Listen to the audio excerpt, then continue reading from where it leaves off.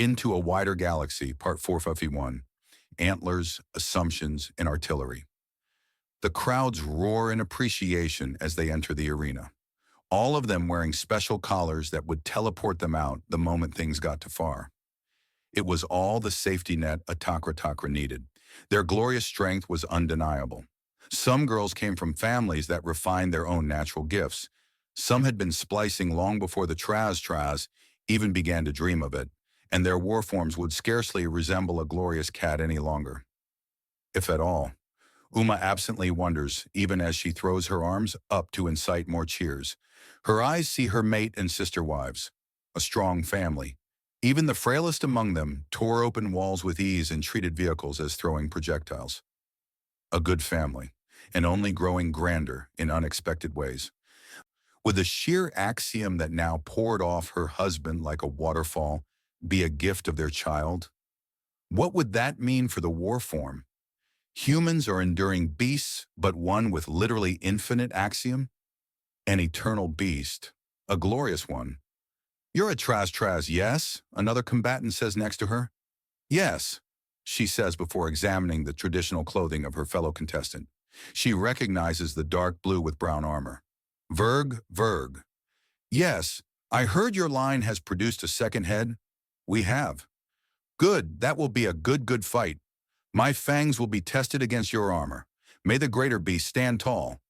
"We are Takra," the announcer declares proudly. He's a pretty and slight-framed Takra boy with an impressive pair of lungs that needs only a little axiom to be heard clearly over the roaring crowd. "We grow stronger. Each of us has the duty to make a greater daughter than themselves. So this day we test each other to see how well our honored mothers have done, so that we in turn may be honored and honor the daughters we shall have. Let our roars be heard. Let our strength be known. A Takra has not now, nor ever forgotten the great strength within. Beyond ships and technology, it always comes down to sheer will. Warriors, show us your will." Uma roars as she feels her body shift and contort. There is no pain, even as her every muscle expands and grows. Her skeleton reinforces, stretches, and more bones are added as her spine extends, reinforces, and her mind expands. She has two. "We have many participants today, so our first battles will be 5 beast free for alls."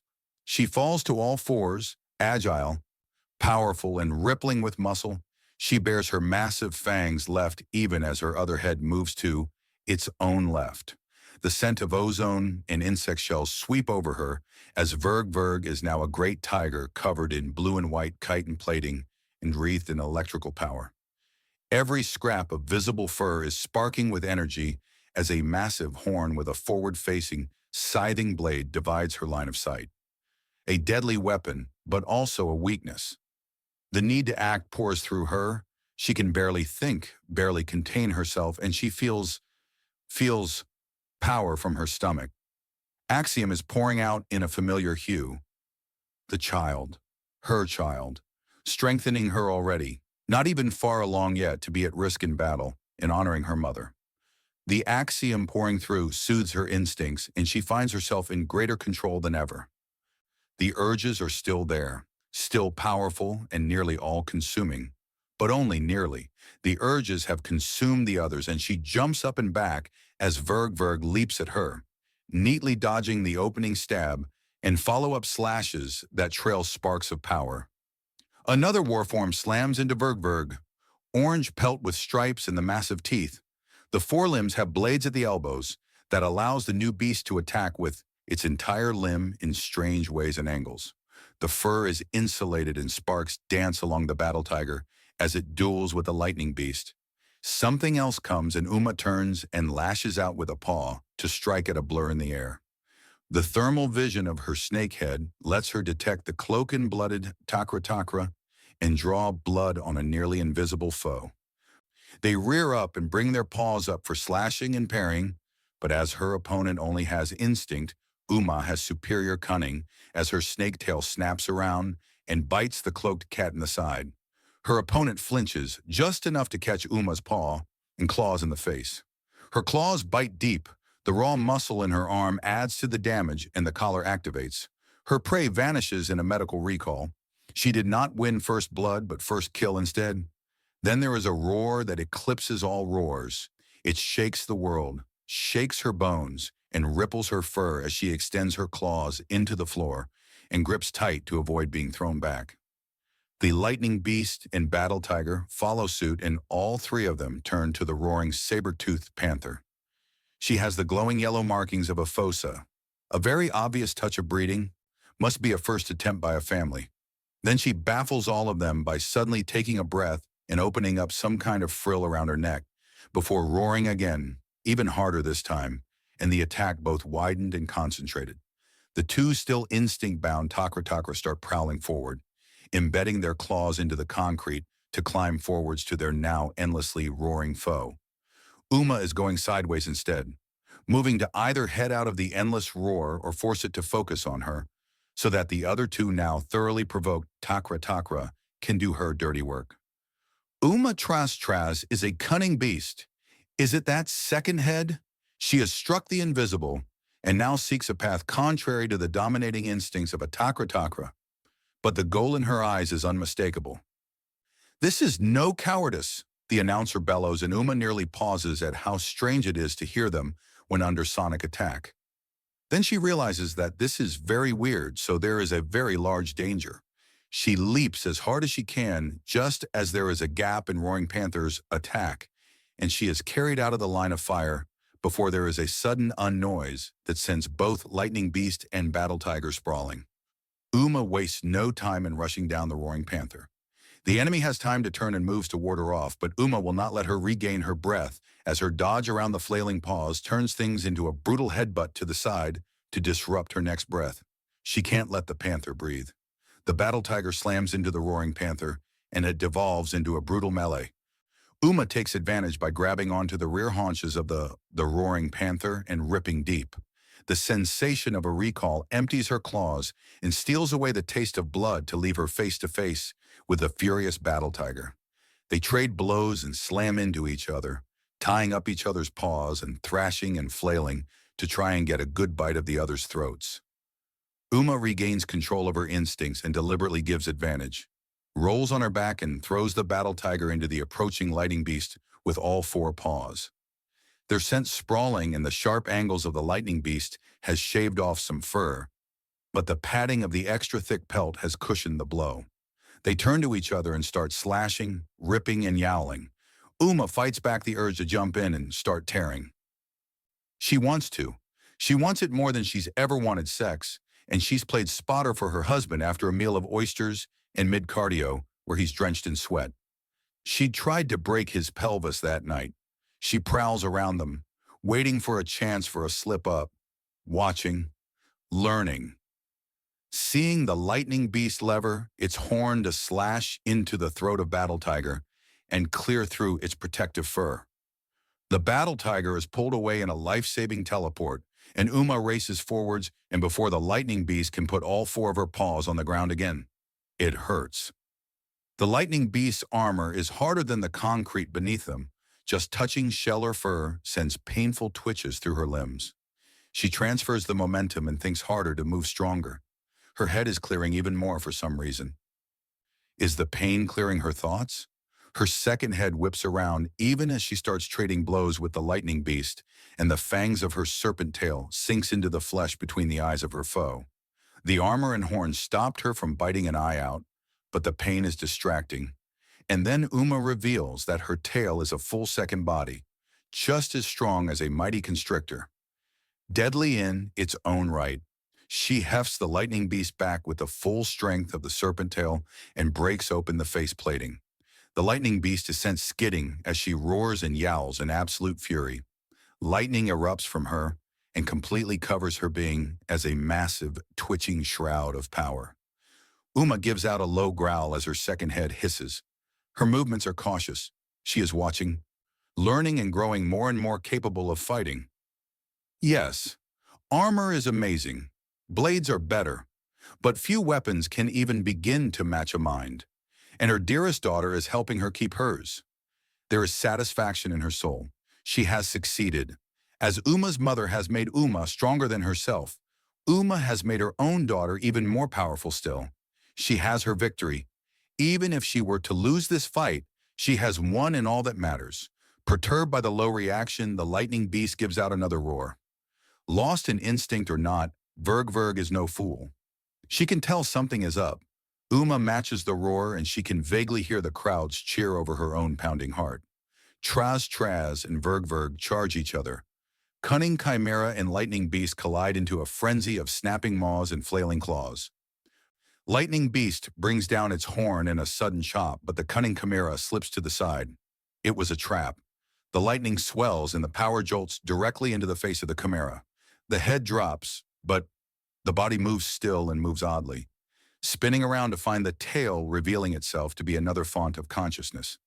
There is a sudden hush as the lightning beast can sense that things have gone strangely as it tries to make sense of the swaying second head that has kept its winning stroke from actually working. The indecision is enough to let cunning chimera leap in an odd manner. Backwards if her true head were aware, but forwards for the serpent. Then it lets out a hissing spit and the proper head rouses just in time to lash out and start digging its claws into the back of the lightning beast and ripping out an enormous piece of chitin plating. The blow is deadly and the recall collar activates. The cunning chimera is the victor and both heads regard each other as if finally realizing that the one being is also two for the first time.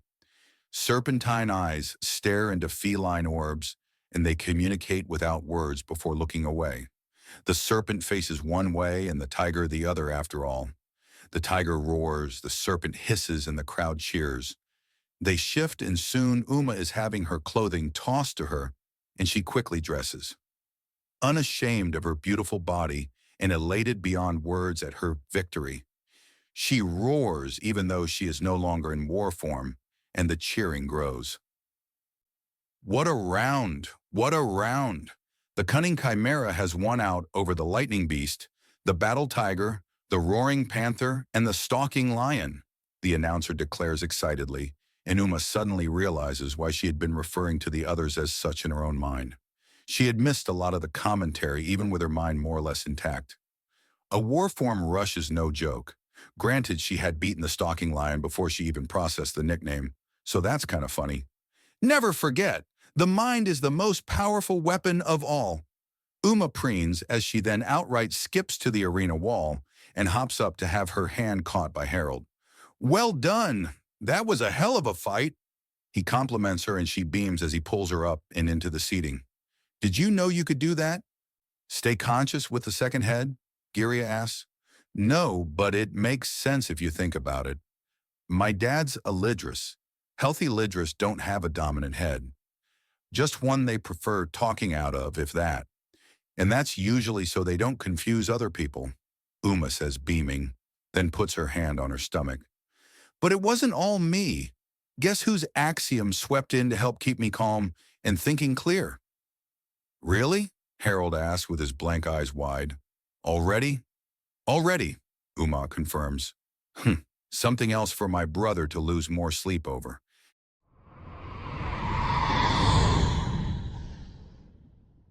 Into a Wider Galaxy, Part 452. Antlers, Assumptions and Artillery. Holly fidgets with the hem of her shirt. The tour had ended, they had had a day of it, and now she was going to be meeting them again.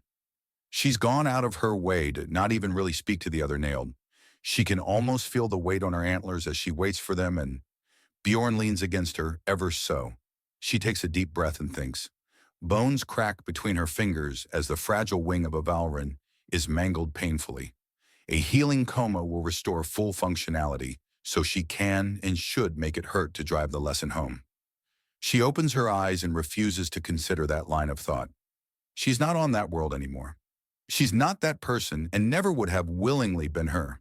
She is not Knife Top. She looks to Bjorn, and before she can say anything, she sees past him to the pale gray and white Horshka woman walking up to them. She's less massively built than Holly, but moves in a way not dissimilar to the Undaunted, the casual grace that comes from practice. Hey, young lady, Darnell greets her. Brought your boy? We all need our comforts. He's mine, Holly replies, and Darnell smiles. So why here? There's a great cafe nearby that has privacy booths and a menu that works for all of us, Darnell says before giving Bjorn a look up and down.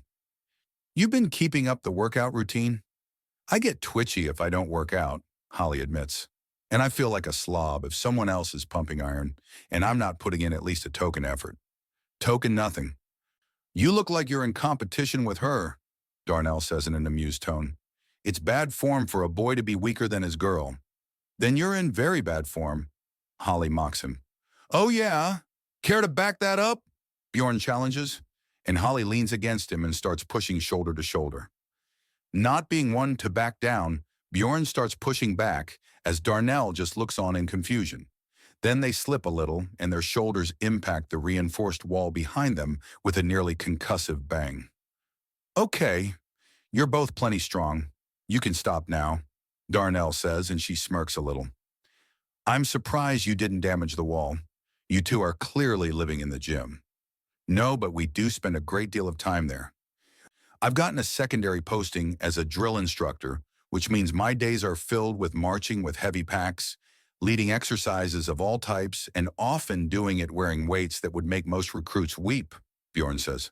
And I've been a fitness instructor, which means that even when I'm not working out, I'm working out.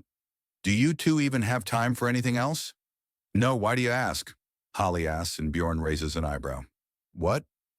I don't think going to nightclubs to dance, long walks in the cold wind, or just cuddling at home counts as workouts. Cardio and rest, both important for being healthy, Holly says primly before snorting. Now, yeah, where are the others? You're the first here. Come on, I've made reservations, Darnell says, leading around the nearby corner and toward the cafe. The fake wood paneling is what catches Bjorn's attention. They've layered it on in a weird way to make it look like there are spirals all over the place. Strange. The Air Aramenta waitress inside guides them to their booth, and it's an expanded space. So it can fit almost sandwiched in, but is large enough for a dozen lidgers to have legroom. There is a large, continuous, comfy couch on the outside that is easy to sink into, and what looks like a small portal on the table between them all. Not what I was picturing when I was told cafe, Bjorn says. I think this place started as one, then learned fast it had way too many customers and needed to streamline a lot of things, Darnell says as she sits, and then sinks into a couch opposite of where Holly is guiding Bjorn to sit. So, Holly begins but trails off, and as she notices that Holly doesn't have anything to say, Darnell smiles. Gotta say, you're far easier to like this, Darnell says. Oh yeah? Yeah, much cuter than what Swipe made you into. Same for me, Darnell says as she fiddles with the seat and causes it to recline and lift up her legs. There we go. Holly begins before the door opens and a snicked woman is lead in. She's in business casual, but the expression on her face is closer to barely contained panic. Philly, Darnell greets her, and Holly just gives her a wide-eyed look. Bjorn's hand is now on her left knee and steadying her.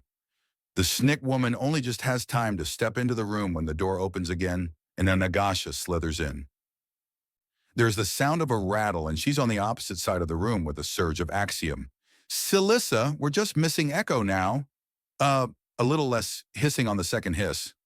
Silissa replies, then smiles. I see our youngest has moved on the quickest. Well, hey, if they're going to give me a big walking slab of man, then I'm going to have a big walking slab of man. It's not my fault they let me have it, Holly remarks. Not sure that's how it's supposed to go, Silissa says. The door opens again, and a fruit sonner looks in before blinking and knuckle walking to join them all. Hey, she says before jumping up and grabbing something in the ceiling. It's then that Holly looks up and spots the numerous padded grips up there. There we go. Plush couches, heated floors, and padded grips. Something to make sure all of us are good and comfy, Darnell says. Now then, I call this first meeting of the unnailed to order. Any objections? What are we ordering? I'm pretty sure Echo up there and Holly are herbivores. The rest of us are carnivores, Silissa notes. That's why I chose this place. They have menus for all of us, and a guarantee of privacy in these booths, Darnell says. Also, the unnailed? Really? Philly asks and Darnell shrugs. We need a little name for the group, especially if we're going to get anything done. And what are we hoping to get done exactly? I've been working to just process all the nightmares that swipe put into me and move on without looking back. Holly says, that's exactly what we're trying to do. We were dragged into a shared nightmare and pulled out at the same time. That's a connection. And if there's one thing that helps with pain like that, it's connection. So my hope is that we can help each other completely move past the sheer horror that Darla did to us. We each understand each other on that level, and we're all very different people with this one thing in common. Let's figure something out. Okay, but where do we start? Echo asks. How about a proper, full introduction? I am Darnell Havoc Tusk. I work as a janitor and general repair technician now. I am 377 years old, and I was forced into swipes control for 40 years as breaker. Before she got me, I was a small-time enforcer for a criminal gang, the Teeth Breakers. I've had enough of blood and death for a while, so I'm content in my new job. I had a few kids before I was taken, but was never able to stay in any family for long. Too aggressive. The thing the nail left behind was a much, much calmer nature, which, if I hadn't had to pay 40 years for it and lose all track of my daughters, would almost be a good thing. Darnell explains, and there is silence. I'm Holly Clatterhooves. This is my husband, Bjorn Veers. I was just a girl when I was taking, worried about fashion and dancing, and the latest band of boys that looked like a stiff breeze would knock them over. I wasn't the daughter of a favored wife or the favorite child or anything, but there wasn't a lack of love. But then, the nail and the blood and, I was knife-top for only 15 years, but I'm 30 now. It's been half my life. I try to enjoy myself, but sometimes I just can't. It weighs too much. The nail. It clearly left behind the workout mania. I can't stand to go too long without trying to get stronger. A day without an hour of running followed by another of hard pumping makes me twitchy. And this is Bjorn. He was assigned as my bodyguard at first, and, well, man, lots of it, and really kind and patient, and I'm not letting him go, Holly adds, and Bjorn gives her a gentle squeeze before saluting the room. I am Nurse Philly Lork. I suppose I'm going to be the first of us, but hopefully not the last, that was able to pick my life up again. Somewhat.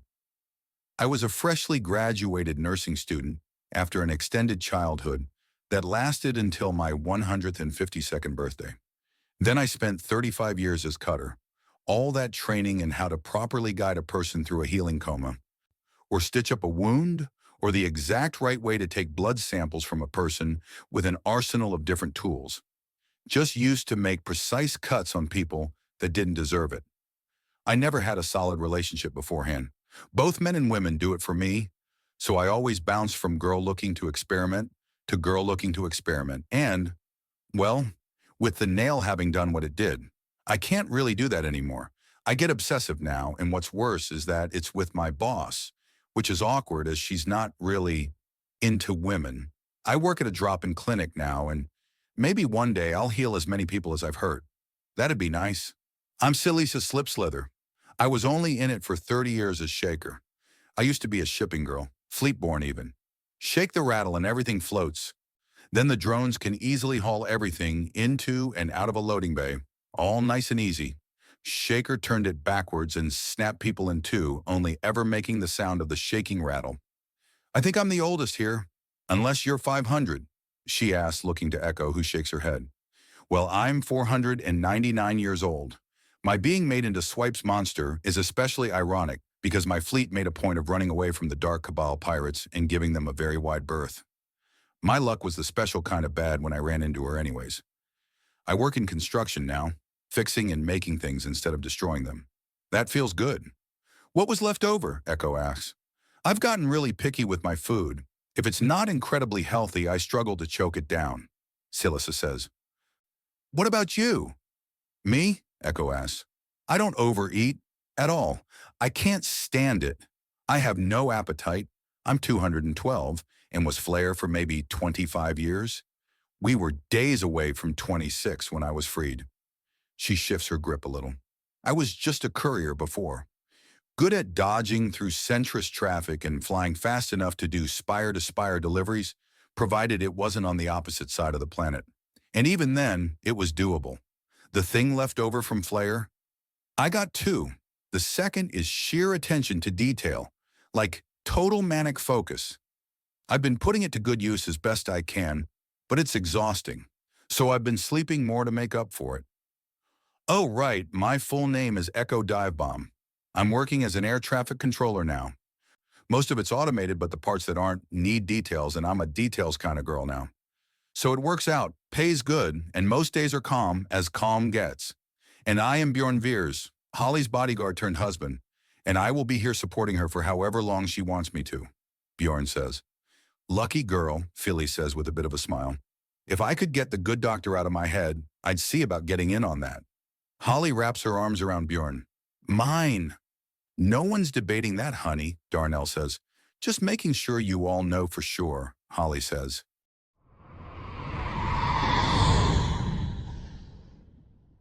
Into a Wider Galaxy, Part 453, Antlers, Assumptions, and Artillery. So from my understanding of Captain Jacob, forgotten family name, Shrigtalon, is that he's undergone some significant memory loss due to an improperly applied healing coma, and he's been gliding through here to rediscover his roots, right? That's correct. Apparently he had some misunderstandings about what form of pacifism his own people practiced and avoided you all for a few years out of misplaced feeling of shame. He's an active and combat-ready part of a military after all, not something that a pacifist would be traditionally a part of. You'd be surprised how many militaries are happy to have Shrigtalon medic auxiliaries, swooping in with nothing but a powerful shield belt, swooping out with a freshly stabilized patient for the medic ship.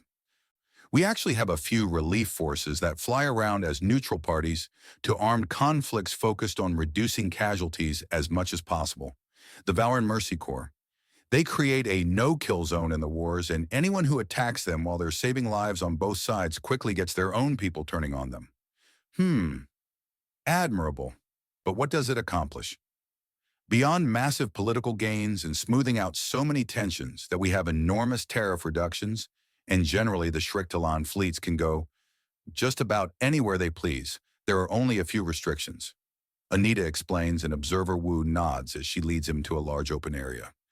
The interior of the arcology has an enormous expanded space within it, and it looks almost like people are soaring into one massive central pillar and shooting out at differing levels. I see your eyes are drawn to the central pillar. Care to take a look inside? I would. I find the architecture required to actually accommodate wildly different species in a closed-in area interesting, and I know that many people back on Earth would agree with my curiosity. I would argue that a Valrin and a human are not so different as that, Anita says as she leads them forward. As peoples, we appear to have more common ground than differences. True. However, there are important distinctions. The way we get around contributes a huge amount to what kind of structures are considered safe and comfortable, and Valrin fly. Humans need a bit in the way of mechanical assistance to pull off that particular trick, Observer Wu says in an amused tone. Didn't you just come from Skathak, a primarily Senior colony world? We did, but I doubt that you Valrin have identical architecture to the Senior. For one, the demographics in your species doesn't have a difference in size, diet, and bodily mechanics. Secondly, while you were contacted early in your species development, early Bronze Age to late Stone Age, you certainly had more time to develop than the Sonier, who were uplifted more or less the same generation they developed full awareness. A good point, but what you failed to consider is that along with the Pavorus, we Valrain are one of the closest species to the Sonier in physicality. Our architectural styles are similar because we taught the Sonier. So I can expect to see a great many balconies and large landing areas around the sides of buildings. In Valrin communities, yes. This is a little different, as an arcology is a different beat to a city, even though it is a type of city, Anita says as she leads him into the central pillar. It's an enormous expanded space, giving the Valrin an enormous amount of room to fly around and then slip out the appropriate exits. Some are just flying in circles, some are diving around, but it's clear this is more akin to a massive roundabout in the hallways of the arcology. Thankfully, he's also paying more than enough attention to spot something start to drop from one of the circles of flying Valrin and steps to the left to avoid getting clocked by. Then catch a dropped communicator. Oh my goodness, I'm so sorry. I've been so scatterbrained today and things have just... Wait, what is a walker doing in this part of the arcology anyways? There are no stairs or lifts and no way for someone who doesn't fly to get around? Good afternoon, ma'am, Observer Wu says, holding up the communicator that the Valrin woman uses Axiom to take from him and tuck into a pocket that is then pointedly buttoned up. I am Observer Wu, here to, as my title implies, observe, which means I'm basically taking the time to poke my nose everywhere I'm allowed to put it. Oh, huh. Okay then. Thanks for catching my communicator. Have a nice day. Actually, if you have a moment, I'm afraid I don't. I'm already late for an appointment I'm soon to be late for. I'm very sorry for nearly dropping my communicator on you, and am truly thankful for you catching it and giving it back. But I have to go. Of course. Have a good day, madam, Observer Wu says, and the Shriktalon woman pumps her wings and launches up, making a direct course for a circle of Valrin flying 10 levels up, merging with it and then soaring out of the central pillar. Very interesting. What was interesting about that? The way she acts and merged with that grouping. You must understand, ma'am, all information I bring back to Earth is of value to someone, and tiring to investigate the way that a scientist, politician, military personnel, and innumerable others would means that I've been taking an interest in absolutely everything happening around me, up to and including how a Valrin woman, stressed for time and flustered by her own mistake, might fly. And that woman just showed me. Which was kind of her. I see, Anita states. I have to admit, I'm quite curious as to the intent of the human governments. I'm not sure where you're going with this. What is you curious? What do they intend to do with all the information you're gathering? You've not been quiet about this, and you've gone from location to location in a large, distinctive ship that is clearly crewed by people capable of adapting at terrifying speeds and scales. What were they hoping to accomplish? I'm the second look. The governments and politicians of Earth struggle to believe what they've learned about the galaxy and are not adapting well, so they're trying to confirm things.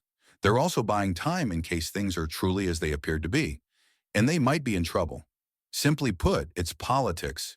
The motions of nations are running up against the personal desires and ambitions of the individuals in the positions of power and causing an enormous mess. Every feather on the wing wants to go their own way, but they go with the wing whether they like it or not. That's part of it. Another big component is that this is just fascinating. Of course they want another certain look. One of the prevailing questions for the longest of times to my people was, are we alone? The answer is a definitive no, but there is a qualifier in that they can't come to us, we have to go to them. And of course, a great number of people bet quite a bit on that question never having an answer in their lifetime, and now that has. Exactly. To say nothing of the numerous beliefs and religions, official and otherwise, that have been overturned by these revelations. Very interesting, but perhaps I could interest you in a look at Valrin foods. I understand that humans have an extremely robust digestion tract, and therefore, there's nothing on our menu that can or would so much as make yours rumble, Anita offers. I'd love to, but we have to keep it to the level of a snack. I've actually been getting a fair enough, and I'll have to spend more time on a treadmill in order to keep trim at this rate, Observer Wu says with a smile. Really? It doesn't just pass through? Oh no, a human eating excess food has it transfer into excess fat, effectively emergency energy for later. Those who overeat constantly inflate as a woman does, just not in appealing ways. I'm sure someone finds that kind of thing appealing, but it's generally regarded as a bad thing, mostly because it's a health concern. There are innumerable small poisons or other contaminants on Earth that are only truly dangerous in large quantities, and by overeating, you get them in large enough quantities to be dangerous. Exactly, Observer Wu says. So just a snack, which is likely to be large enough to be a light meal. I think you're beginning to understand, ma'am, Observer Wu says, and she snorts in such a way that it comes out as a half snort, half chirp. Damn it, you made me break. How did you do that? Good manners and a light attitude. Yes, but this seems skilled, practiced. I worked for law enforcement for a significant part of my life. During it, I had to gather information, either on the street through investigation or with a suspect in interrogation. One of the most striking lessons I learned is just how powerful keeping the tone light and friendly was. A relaxed person is much more likely to get you everything you want to know than someone frightened, threatened, or any other unpleasant state, Observer Wu says. I believe there is a Western saying in that you catch more flies with honey than vinegar. Do you? No, actually. The common housefly is a scavenging insect that has vastly different dietary preferences and senses than a human. They prefer the vinegar over the honey. So the saying is wrong? Only when taken literally, the saying means that you can often get what you want more easily with kindness than ferocity, which is true. But it's always fun to have a saying that is metaphorically true and factually false at the same time, Observer Wu says, and Anita starts outright laughing. Oh my goodness, how is a man like you not taken? I am taken. I'm a married man and I have a son. And while I wish he could have followed me into police work, being an architect is an honorable and respectable life. I suspect that by the time I get back to Earth, I'll have news of being a soon-to-be grandfather, which will be pleasant. I suppose that's why there was never any news of you yourself indulging as members of your crew has.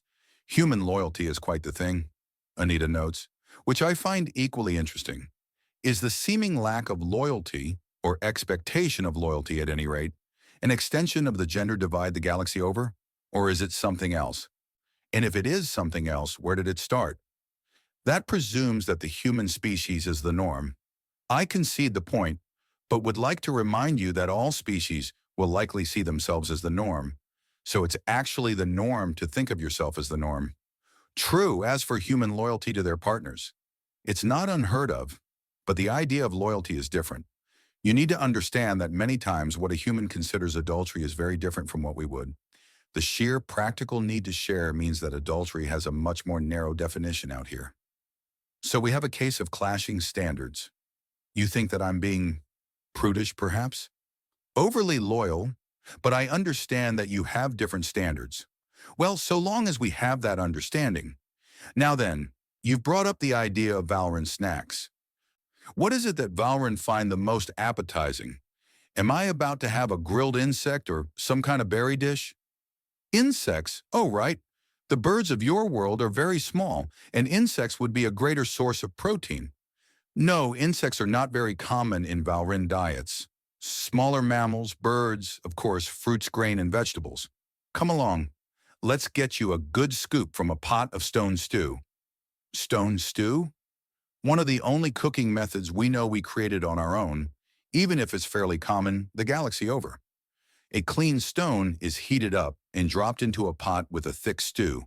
The pot is surrounded by insulation, and when the rock is dropped inside, the lid is put on and the entire mixture is cooked together. Different stone stews have different methods. Some people put the stones in first, others have the pot sealed, laid on its side and turned over and over to mix it all the better. But the stone itself, the heat and the clay pot all come together to make a delicious earthy dish that would sustain anyone. Have there been more advancements, or is it all done in the traditional style? Some use iron or tri-tight balls heated up until they're nearly glowing and constantly pour in water until it stops evaporating things. It's different. Some people love it, but it's not to my preference. Never liked the taste of iron or tri-tight all that much. What's the benefit? The boiling of the water tenderizes the meat even better. But that earthiness of a stone cooked over charcoal really, truly does have something to add in the flavor of the stew.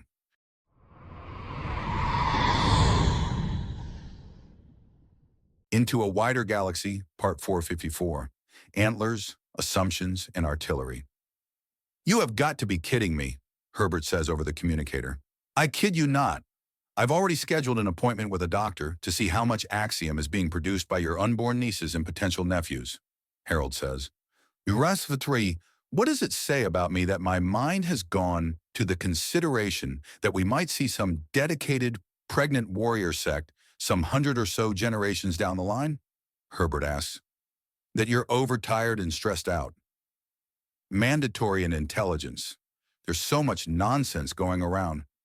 I'm very aware, and unless it's picked up even harder in the last few months, then I literally know as well as you do, as I have those memories of yours. I know. That reminds me, has anything been found of the unfortunate alloy that was being mistakenly used for paneling since I was born? If so, then it must have slipped by me in all the excitement. We were able to confirm the novel production methodology we stumbled on causes no outright harm and doesn't make things worse for people unless they're in extremely close proximity to it or physical contact. Some debate has been had on installing receivers in some prisons legally and paying the facility to rent the small amount of space to both support the incarceration system and get more of this stuff in as harmless a manner as possible so we can study it. But with what we have now, we have discovered 4 methods of destruction and found that it's about 75% efficient when it takes command of an axiom effect. The remaining 25% actually goes into a self-healing method. The stuff would be almost perfect for armor if getting close to it didn't give you a heart attack with the growing horror, Harold says in a slightly odd tone. Yes, when it comes to more exciting and potentially dangerous discoveries, you're leading the way when it comes to that poor Senior woman on Scathach, Herbert says. So the transmitters were in fact not causing a degradation in the areas they were located in.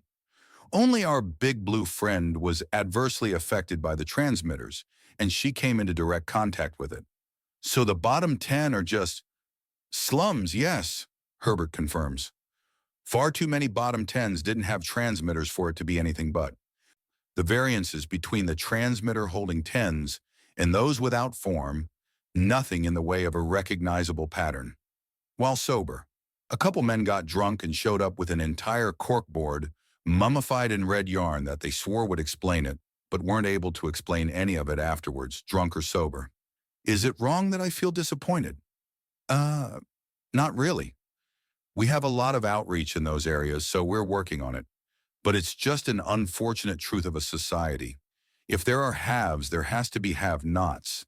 There are always cracks, and if there's a crack, a way will be found to fall through them. I was referring to the corkboard. Oh, I suppose. Someone letting go of things and figuring it out with the sweet siren of cirrhosis building in the liver is a funny mental image at least, Herbert says, and Harold lets out a considerate thought. What? My unborn child was already a use to Uma in battle. It helps calm her mind in her war form, and as dangerous as a saber-toothed tiger is, one that is still using human-level intelligence is downright terrifying. Well, I'm just worried what's going to... No. Worrying in a circle isn't going to help. Some Takra will seek it out, but as a species, they're not bad. The main issue is understanding the issue properly, first then dealing with it. There we go, Herbert says. Just keep sending data. Roger that, big brother, sir. Well, clearly you're not anywhere near the drill instructors because no one's audibly blown their stack. Herbert mutters, You love it. I kind of do, yeah. Biggest regret of being undaunted was that Earth was closed off. You sped up me getting some full-on family back by a lot. Yeah, it takes a while until the kids are more than adorable little nuggets that need, Harold says. Yeah, so having a crazy brother sending in the nuttiest stories possible has been great. Not to mention the kiddies will love having an uncle, Herbert says. Anyways, I'll be looking forward to additional information updates. I have someone outside my door looking like he was downwind of a wood chipper. So today is off to a roaring start. Did that wood chipper potentially have a person in it? Looks like no, but there are plant-based species, so he could be a chlorophyllic nightmare, Herbert says. Anyways, keep me up to date and have a good day. The call ends just in time as Harold pockets the device, braces himself, and then catches the gigantic flaming metal saber-toothed tiger that is a Takra warform. She thrashes and roars as Giria slowly puts her weapons away. Javra's wings despicify, and everyone calms down as Harold holds the thrashing. Aramenta descended tiger by the scruff, then tosses the creature weighing at least 10 times what he does back into the arena. The giant monster lands lightly on its feet and looks back with a snarl. the smoke pouring from its maw emphasizing the chrome teeth. "Don't look at me. Look at," Harold starts to say before another warform that resembles a tassel worm of legend slams into it and starts constricting around the flaming, spiky monstrosity as both yowl and scream. "Yep, that's a tough one," Uma notes as she has been paying particular attention to the tassel worm. The announcer had nicknamed it Brute Snake. Is it also of Lidris descent? Lidris and Nagasha, it looks like, lengthened the tail and made it a more constrictor bit. Uma answers as she watches the last two contestants of this round refuse point blank to surrender, even as chunks of armor are ripped off, one and the other gets some vicious gashes. The recall should kick off soon. I'm wondering why it hasn't. Both of them took some pretty bad shots in that last mix-up. The collars must not be detecting enough pain through their systems, or the wrong kind of pain. They work by reading neural synapses that are universal in warform. If we're knocked out or the pattern for a lethal blow is detected, we're out. And what if they're damaged? Winifred asks. They can't be. Not by a warform. The collars shift into a slight phasing state while activated to prevent them from being damaged or used to pull around another warform. It's obvious and easy for a person to deactivate, but it's the kind of subtlety that a warform just can't pull off. Even when I was in control of myself last round, I just didn't have the headspace for that kind of fine work. Uma answers, what about adrenaline? It shuts off pain reactions and, Harold starts to state, before the warforms slam into each other and the tassel worm uses its much more stable grounding with its enormous tail to take control and slam the other into the arena floor. The other vanishes and the tassel worm roars in triumph. Well, never mind then. They must have been on their last legs, Uma notes with a grin as she thinks. Wait, I was thinking about things. My own child. Humans are enduring, clever and tough. With tool use built in for so long, it's kind of silly. But adrenaline too, the combat drug of Earth? Considered high grade by the wider galaxy. Some places might consider it an illegal advantage. It's purely natural biology, Harold argues.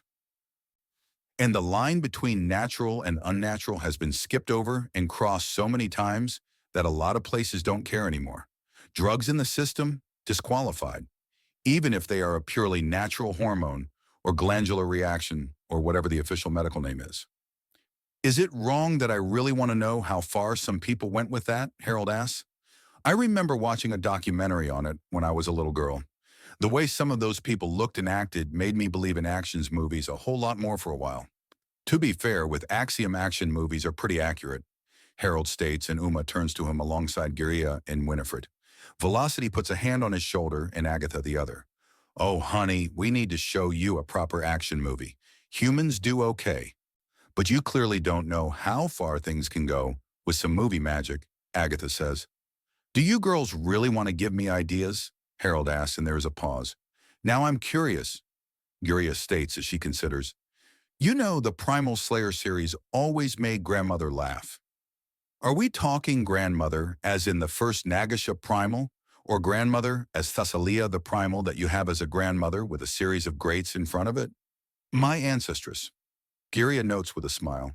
Her main complaint is that while the fight scenes are entertaining, there's not enough firepower in most of them for even a peaceful primal, and that the ones in the movie need to be suicidal and letting it happen for what they're doing to actually work. Really? Really? Honestly, you did better than the movies on your first fight. Danger close artillery, massive suicide drones and backup weapons for the backup weapons. You might have scratched a peaceful one, Giria teases. She really was going easy on me. You were doing well. I really do need to take it easier. But I do also want to get strong enough to at least be taken seriously in a spar. Spar? Not fight? I'm not sure if there's any living primal I'll have a reason to fight or want to fight outside a spar. Even the least benevolent ones are a net good to the galaxy at large and upstanding people. Yeah, they're on the kind of scale where taking care of the galaxy is at the same level as cleaning your own apartment, Giria remarks, which means that if one of them gets the impulse to torch the galaxy, which hasn't ever happened, and the closest thing to it was grandmother, that is the original primal, trying to force another primal to emerge without understanding the process, which ironically caused a primal to emerge and go on a Harold begins to say before the third fight starts to kick off as 5 more Takra enter the arena to the applause of the crowd. Then they all transform and there are enormous roars before a slight gasp. One of the collars was insecurely fastened and falls off the neck of the leftmost warform. Shit, Harold says as the tiger with the most overly muscled forelimbs and massive curled sides for claws starts pacing around and roars as it rears back with its claws out. Her collar's off. One of our contest collars has malfunctioned, the announcer calls out. Excuse me, Harold says, reaching for Uma and unlatching her collar. She makes no move to stop him, but he can see the approval in her eye. He then pulls at the axiom, vanishes and reappears directly in front of the collarless warform that notices him instantly and goes on the attack. But he's close enough for his nose to brush against the belly fur, and he leaps up even as her scything claws come down and scrambles up to her neck, where he pulls at enough axiom for time to start going still. He wraps the collar around her neck, clips it into pulse and activates it before shifting downwards, grabbing the malfunctioning collar and teleporting out. Done. Well done that. If the hero of the minute could please come up to the announcer's booth, I'd be most appreciative. Someone will be here to speak to you shortly. Now, back to it. Our scythe-handed horror has a collar properly applied, and we can stop worrying about sudden unexpected death in the last place we need it. Woo, that was fun, Harold states, and Uma takes the collar from him to examine it. Can you see what went wrong? No, but there are small markings on it, which is not good. The collar was singled out for some reason, or maybe just damaged, but these markings are very evenly spaced out. Maybe it got caught in something and no one saw the harm? Who knows? Well, let's figure it out. We've got an appointment at the announcer's booth now, Harold says. You'll go with, I need a replacement collar now anyways, Uma says. We'll keep an eye out here. Make sure nothing silly happens, Yuria says. Hopefully not. We're here for fun, not work, Yavra adds in. Be safe, Winifred says, and Harold nods. Don't worry, this should be completely fine, Harold assures her. With your luck, this means we're about to be caught in a civil war that ends with us handing the archaeology over to a Go biker gang or something, Dumya says. Is that a bad thing? Agatha asks. I mean, yes, supposedly. I don't know. I grew up in a war band fletching arrows and forging armor.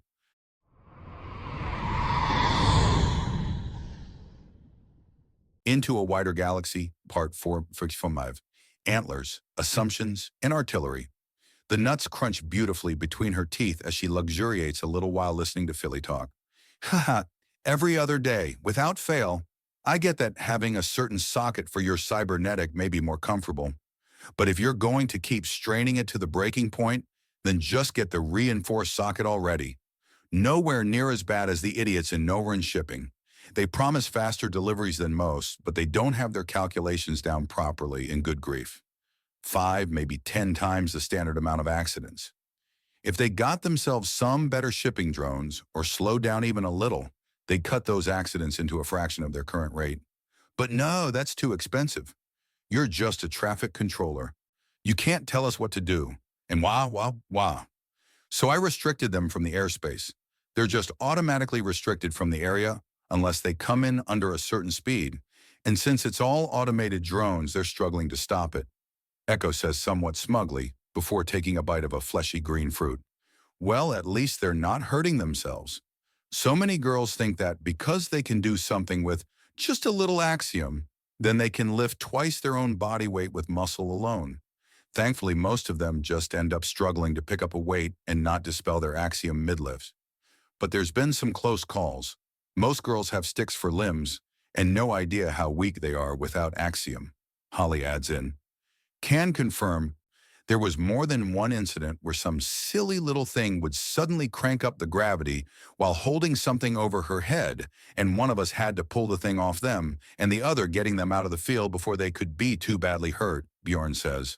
They always seem to do that right when I'm getting in the zone. To be fair, when you're in the zone, time fades away, so it always seems like you just got there, Holly remarks. True, Bjorn says. Yeah, that was a saving grace when we were all nailed. Time just sort of flashed by with very, very bloody punctuation. Darnell says, so am I the only one having nightmares? Far from it. It's just in the moment time was flying. Even when we had awareness, it was like being in a dream. But the shitbreaker was doing, knowing just how much force you need to leave an imprint of your hand on the inside of a vehicle from the outside, then how much more it takes to force your hand through to strangle someone. Good freaking grief. I'm not sure if repeating the fact will help, but I do think a reminder that the woman responsible is dead and her entire organization has been completely gutted would be appropriate right now, Bjorn states. And thank goodness for that. Darla was a piece of shit. On the good days, there was a thin layer of sweetness over it. But on any other day, and there were a lot of other days, she just wanted to hear people scream and was too much of a coward to get her claws dirty, Celisa says. By the way, that reminds me. You said you were fleet-born, right? Bjorn asks. Right? Well, where did the fleets go to? Was there a specific range of the galaxy your crew and you were often in?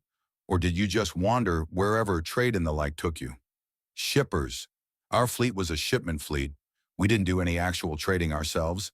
We took commissions to transport bulk goods the galaxy over. So we mostly stuck to the major laneways to make deliveries or pickups that would then be picked up by smaller, more specialized fleets that would spread the goods all over the place. Bulk manufacture needs bulk shipping to match, and while it's not glamorous, it is rock-solid work for any fleetborn. No, it's hypercrete solid. There is such a need for people in the transportation industry, they will pay you to get licenses and ships and have you pay it off with basically no interest. They need ships that bad. Silissa explains, it can be dull, but once you have the routes down, you basically have time to do everything you want between pickup and drop-off. Beyond whoever's in the necessary duty stations, everyone is basically slacking off at all times. Very low stress, not the highest pay, but extremely consistent. You want a few centuries to vanish without problems? Go into shipping. I've met people who've been slowly trying to watch every movie in the galaxy over their millennia in shipping. Movie buffs in shipping? I can see it, Bjorn says before rolling his shoulders. So, I do have another question, and I do apologize if this is too personal. Just say it. I'd wager we're pretty hard to offend at this point, Darnell says. How close are you girls to your own bodyguards? I get that me and Holly got close really quick, but each of you had a fully trained, undaunted man stuck to your side, and they were pretty much all human then. So, you had a sex beast from the darkness beyond the stars next to you. What happened? Bjorn asks. I didn't do it too smart. I was still processing things, Philly admits, and she has the attention of the room. Swipe had made me eat part of a man alive shortly before rescue, and I didn't trust myself, and then, well, by the time I could trust myself, I was dealing with the doctor, and I started getting obsessive around her. Thank goodness it wasn't with my therapist. That would have been really bad. But yeah, I pushed mine away and he's nearby, but we're not exactly close. How do you restart a relationship with a man that has such a bad first impression? However you want. He's a soldier, not some delicate creme puff of a civilian, Bjorn offers. Well, I suppose, Philly remarks. As for me, Darnell says to give Philly some room. I've told mine that I won't even consider relationships until I can figure out what happened to my daughters. Breaker didn't do anything to them, but they've fallen off the grid and I still can't find them, which isn't easy as Centris is still dangerous territory to me thanks to that bitch Swipe. And Tusk being a very common last name for Horchka isn't helping, is it? Holly asks. Not in the slightest, Darnell says with a sigh. It has me worried, to be honest. My daughters had every inch of my old ferocity. They shouldn't be hard to find. Alive. I'm sorry, Holly says, and Darnell shakes her head. It's not something you need to be sorry for. And to be honest, my biggest fear in all this is the idea of waking up someday and remembering what it's like to kill them. And it's another reason why I've set this group up. We need to collaborate to figure out everything that monster Swipe made us do. I remember more than once her sending me after people on a whim. What if she used us to go after each other's families and friends? Not us directly, but what I'm asking is, do any of you girls remember killing Horchka? Some, Silisa admits. Yeah, Feely says. 4, Holly replies. Just 1, Echo says. My family has a mild deformity that skips a generation. My mother had it, my daughters have it, Darnell says slowly. The ears. Of the Horchka girls you remember. The nail killing. Did any of them have odd ears? Most Horchka have pointed ears that are small and stick to the side of the head, the point going up. My daughters had ears with the points going back and down instead. Does anyone remember seeing that? No, Holly says. Me neither, Echo answers. None of them, Feely replies, and Silisa considers, then shakes her head. Oh, thank goodness. That's one horror I couldn't get out of my head, she says, holding her face in her right hand and pushing back on something before heaving a few half laughs, half sobs. They're still out there. Still a chance. Oh, thank goodness. Have you asked for intelligence to help? Bjorn asks, and Darnell gives him an incredulous look. Why would they? They're not. Would they? The worst they can say is no, Bjorn answers. But would they? Even if they don't make it a priority assignment, finding a pair of missing girls would be a great training mission, which would likely put a lot of eyes looking for your daughters. A lot of eager to prove themselves eyes that will be stubborn, creative, and persistent in looking for them, Bjorn says as he pulls out his communicator. I can send a message to them right now if you want to at least consider it. Please, Darnell says, and he nods before dialing in a number. If you don't mind me asking, why didn't you ask for help sooner? Echo asks. I thought it would be too much. They had already pulled out the nail, gave me a full recovery, safety, therapy, and a job, Darnell states. Just ask next time. If you're asking too much, we'll tell you, and we'll only get upset if you start insisting without listening, Bjorn says. I see. I could have had my daughters back months ago if I just spoke to people. What is wrong with me? Darnell asks in despair. Enough of that, Bjorn starts to say before he perks up as his call goes through. Hello? Yes, this is Bjorn Vreers. I'm here with all the former Persona nail victims. One of them, Darnell Tusk, has lost track of her daughters and wasn't certain about how she would be received if she asked for help in locating them. This shouldn't be difficult as they apparently have distinct markings in a mild ear mutation. Can we get some people on this? There is a pause. Details? I'll pass you over to Miss Tusk now so she can fill those in. I'm sure that even if this isn't a priority one, we can use it as a training mission. Missing persons are great for investigative practice. He then rises up and passes the communicator to Darnell and then sits back down next to Holly. That was a wonderful thing to do, Holly whispers to him. Basic courtesy, Bjorn replies as he politely tunes out Darnell, giving out as many details on her daughters as she can remember. Echo shifts where she's hanging from the ceiling and comes closer. Do you think they're willing to do that for other people? I had a few friends that I've lost all track of, and just knowing what happened to them while I was Flare would help. Yeah, sure, with the sheer amount of recruitment the Undaunted are doing, we have newbies in all fields at all times. We always need low-danger missions to cut the teeth of fresh recruits, Bjorn says, and Echo smiles. Man, I really dodged a bullet when it came to my being nailed, Holly notes. No, just took a different type, Echo says. Wait, so am I to think I got out easier or harder? Holly asks. The important point is that you got out of it, Bjorn says. Scene change. Undaunted intelligence, Centris. So a few missing persons cases, some in the lower middle class, others in the low priority criminal class of a gangster's daughters. You 14 men have pushed and studied and practiced to be accepted among our agency. But you need practice, and some good practice runs have just dropped into your laps. I know this isn't as exciting as infiltrating some dark cabal pirate lair or trying to pull one over under the nose of Lady Basilash, but this is still important stuff and will lead to greater things while you still get to be the heroes. So who's in it for facilitating a few reunions? Sir, why would any of us have any issue with these things? Because a lot of you have likely heard stories about exciting spies and big explosions or the like. Our work is 99% research and waiting. The explosions in action is so rare it'll catch you by surprise every time. Like how sniper training is best categorized as 7/10, learning how to pick out every single detail of what you're looking at with near photographic detail, 2/10 making insanely high accuracy. Radio reports, detailing all the details you just observed a higher and/or a fire control center to bring the real pain, and then 1/10 camouflage skills with shooting skills as a rounding error? Exactly.